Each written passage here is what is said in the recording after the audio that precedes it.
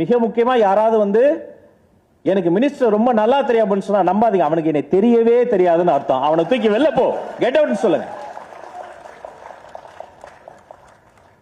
நீங்க மட்டும் இல்ல, எனக்கு பின்னாடி நிக்கிற மாண்புமிகு தமிழ்நாடு முதல்வர் சி ஜோசப் விஜய் என்ற மாமனிதர் என்ன பண்ணா அந்த லீக்கேஜ் க்ளோஸ் ஆகுமோ, என்ன பண்ணா இவங்க கவலைப்படாம இருப்பாங்களோ அதை பண்ணுங்க. எங்கேயும் லஞ்சம் லாவணியம் வேணாம். என்னங்க வாழ்க்கை, 4 இட்லிக்கு மேல சாப்பிட முடியாதுங்க. முடிந்த அளவுக்கு கொஞ்சமாவது ஃபீஸை கொஞ்சம் கம்மி பண்ணுங்க. அந்த ஏழை குழந்தைகளுக்கு ஒரு வாய்ப்பு தாங்க. உங்க ஸ்கூல்ல சேரட்டுமே.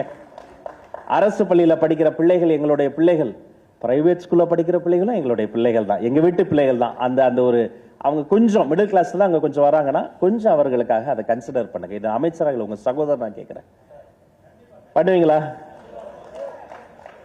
நல்லது பண்ணணும்னு நினைச்சா ஏன் சார் காசு கிட்ட மிரட்டுறாங்க? அப்புறம் அந்த காசு எப்படி அவங்க வாங்குவாங்க? அது கடைசியில குழந்தையின் தலையில தானே போய் விடும்.